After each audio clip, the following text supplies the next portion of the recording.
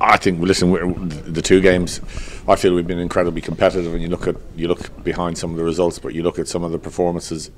The only team we haven't been competitive against has been Ireland, and we haven't fired a shot. And from the very first moment of that game, I think, I debriefed it the Monday afterwards. I sat down with Joe in a coffee shop in Dublin, and we sat and went through the game together, because I wanted to learn what they were seeing in us as much as the other way around. And we allowed Ireland to set a tempo in the game from the very start. That didn't relate to scoring at the very start in that opening 10 minutes, but it was a mindset that we allowed them get and have. The other side of the coin, fitness-wise, not going to be an issue, because the last 30 minutes are pretty nondescript, but it was a 19-14 to us. Now that's Ireland taking their foot off the pedal, but also you could say that an Italian team in the past wouldn't have had the same levels of fitness. So no, we haven't fired a shot against Ireland in the two games that I've been involved in, and we want to fire a few shots this week. And we feel over these last couple of years that, especially in the last 12 months, that you can suddenly begin to see a lot of the underage players. You can see a lot of the better performances from the franchises.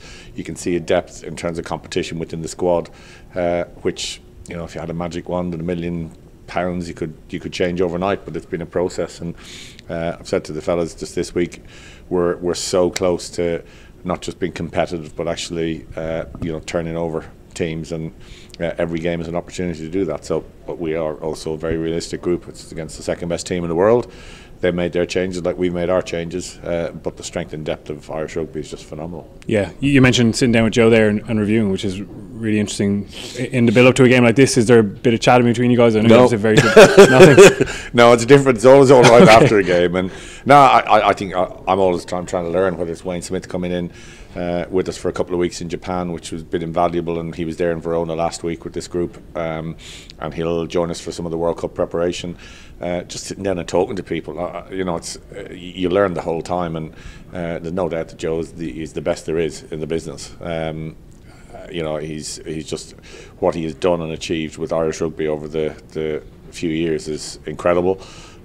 His commitment to it and his family's commitment to Ireland has been, incredible. So he'll be, if he decides to move on, a pretty difficult person to replace. But I'd say he's got a few goals left for the next year before he makes that decision. Yeah. Anytime I've heard Wayne Smith speak, it's been deeply impressive. I can only imagine it's more so behind closed doors. What kind of things did you take from that, or what did you want to get out of Wayne being involved? A bit of it, like he's incredibly. An unbelievable personality.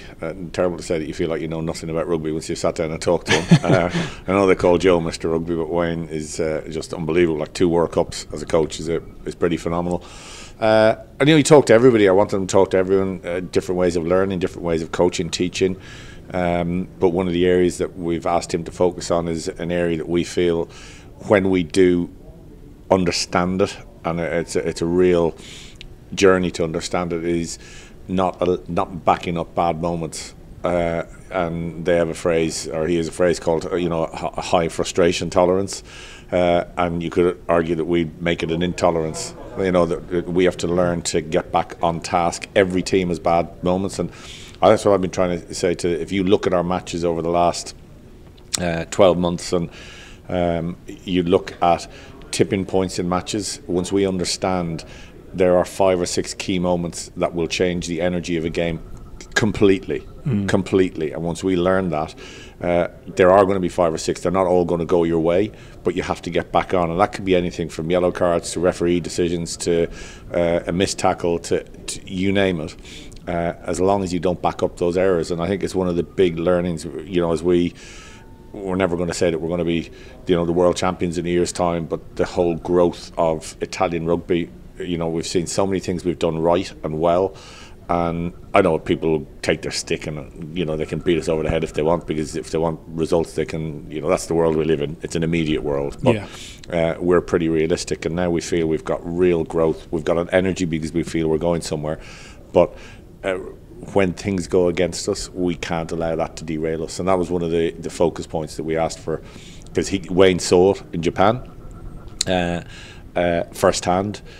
He speaks fluent Italian, because he's coached and worked there. So in terms of getting the message across very easily, that was pretty much straight off. And hopefully just the little trigger points that we've talked about will just resonate and be another step forward for us. That's all you do. Every step is a step forward. Yeah, I think people are seeing quite clearly now Benetton and Zebra making those strides, even in terms of wins. All those things are standing out. You spoke at the start about not working in silos anymore. How far on is that process now behind the scenes? It's huge. I mean, we've taken over Zebra. Michael's done an unbelievable job there, because the resources we still, I talk about this magic wand. If you had a few £1 million, you could solve a lot of other problems that we have straight away. Yeah. But we already know the squad that we want at Zebra for next year. We know that the added depth. We also know the competition, the age profile. It'll just get stronger and stronger and stronger. But it's not strong enough in terms of the depth this year. But you still see some of the performances, whether it be the coming back from 13-0 down against Edinburgh last Friday night and winning 36-13.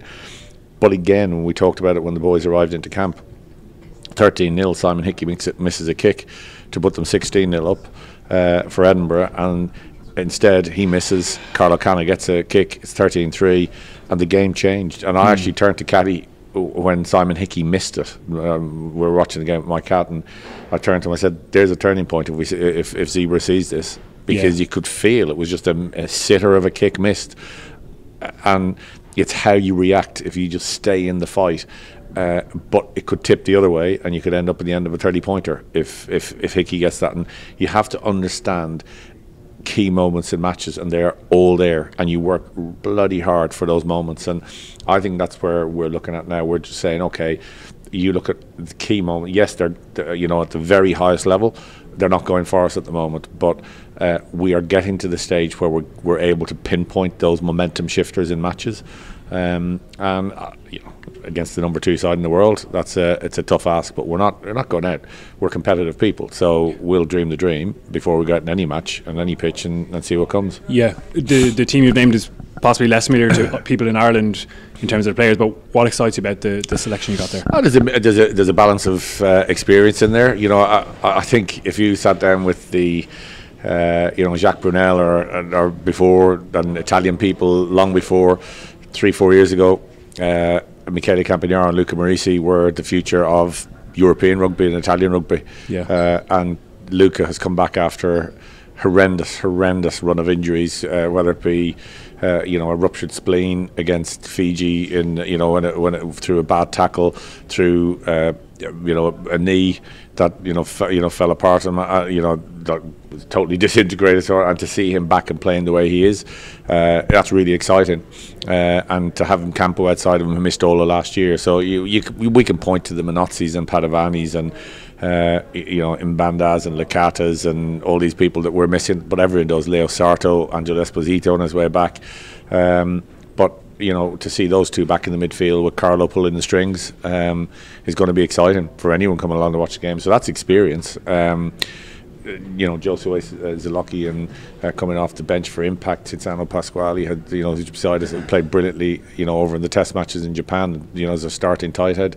So we've got guys who are growing the whole time, and these are environments where you learn a lot about people. And if we stand off and if we wait, as we learnt in Dublin, we won't see the ball. Ireland just keep the ball. So we want to keep the ball, hold the ball, and we feel that we've got some bullets that we can fire ourselves. And I think anyone who's watched us realise now we're creating opportunities. Will that be hard against the number 2? Well, we'll go out to do it, because we have to go out with the mindset to win matches. If we go out to be defensive, we go out to not play, not to impose ourselves, well, just pack up. Yeah, I guess just to wrap up, obviously Ireland's focus right now, but it is a busy schedule over the next few weeks. How important is that Georgia match and the other two big tests? The whole world will, the whole world, the rugby world will be looking at the Georgia game. But for us, it'll be just focus on the performance, and the result will happen.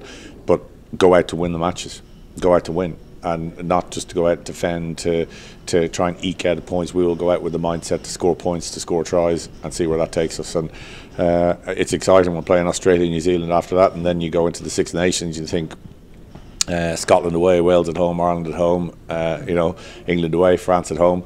Always easy. But we will. The only way we'll get, I said, if we're a boxing heavyweight and we want to play against Belgium the whole time and get a great win-loss ratio, fabulous. But we're not. We play at the highest level.